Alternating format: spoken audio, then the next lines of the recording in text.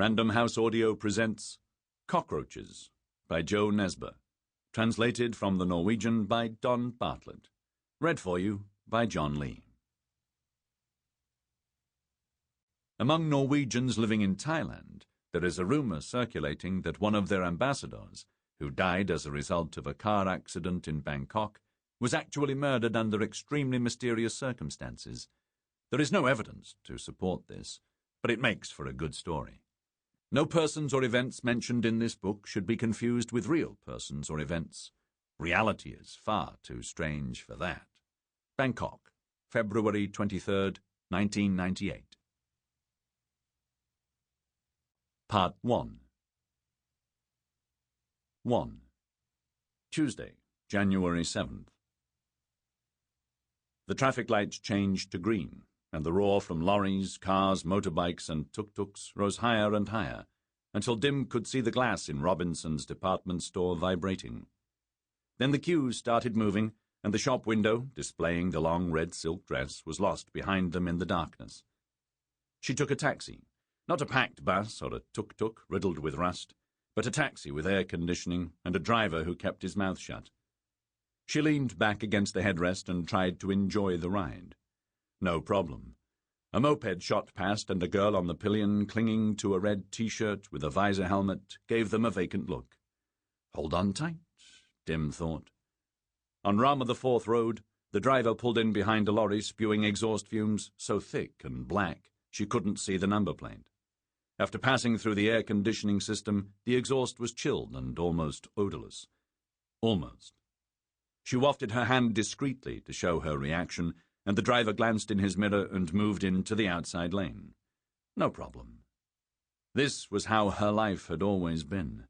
On the farm where she had grown up, she had been one of 6 girls. 6 too many, according to her father. She had been 7 years old when they stood coughing in the yellow dust and waving as the cart carrying her elder sister trundled down the country road alongside the brown canal water. Her sister had been given clean clothes, a train ticket to Bangkok, and an address in Patpong written on the back of a business card, and she had cried like a waterfall, even though Dim had waved so hard it felt as if her hand would fall off. Her mother had patted her on the head and said it wasn't easy, but it wasn't that bad either. At least her sister wouldn't have to wander from farm to farm as a kwai, as her mother had done before she got married. Besides, Miss Wong had promised she would take good care of her. Her father had nodded, spat Betelgeuse from between black teeth, and added that the farangs in the bars would pay well for fresh girls. Dim hadn't understood what her mother meant by kwai, but she wasn't going to ask.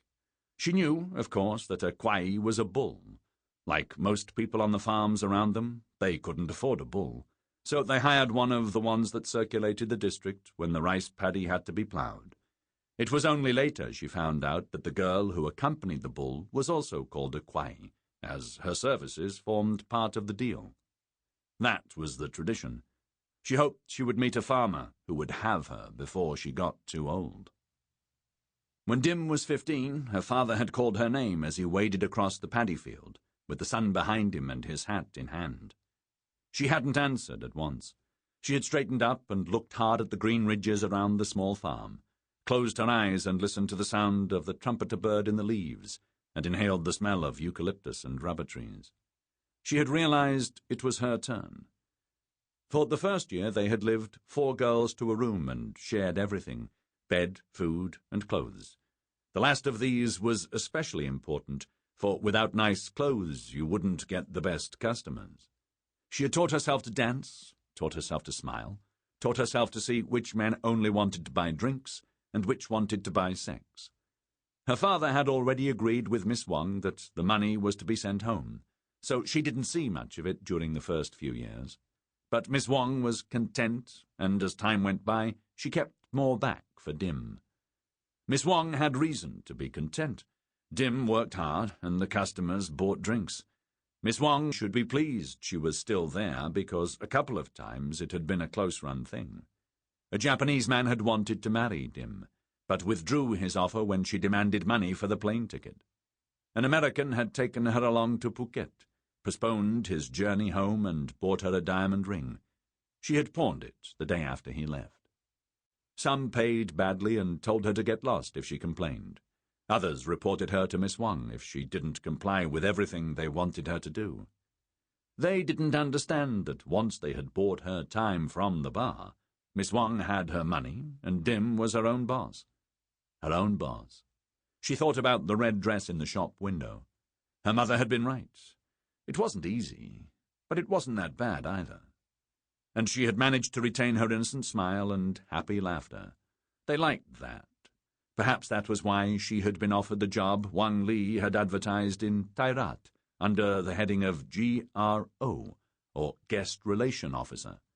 Wang Li was a small, dark-skinned Chinese man who ran a motel some way out on Sukhumvit Road, and the customers were mainly foreigners with special requests, but not so special that she couldn't meet them.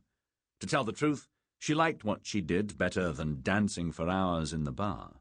Besides, Wang Li paid well. The sole disadvantage was that it took such a long time to get there from her apartment in Balampu. The damned traffic. It had come to a standstill again, and she told the driver she would get out, even though it meant crossing 6 lanes of cars to reach the motel on the far side of the road. The air wrapped itself around her like a hot, wet towel as she left the taxi.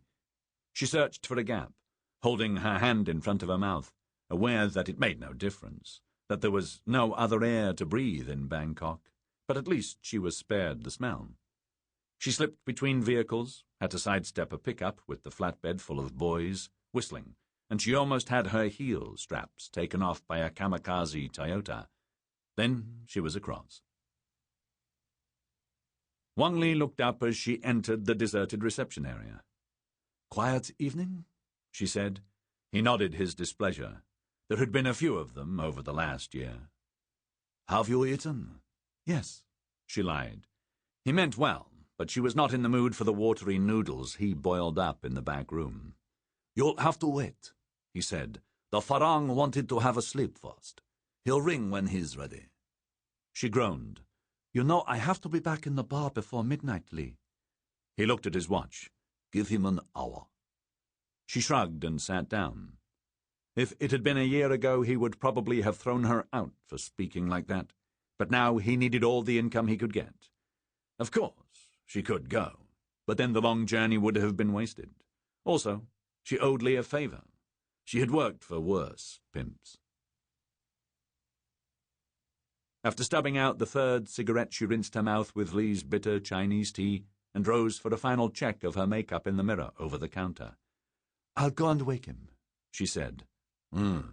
Have you got the skates?" She lifted her bag. Her heels crunched on the gravel of the empty drive between the low motel rooms. Room 120 was right at the back. She couldn't see a car outside, but there was a light in the window. So perhaps he had woken up. A little breeze lifted her short skirt, but failed to cool her. She longed for a monsoon, for rain.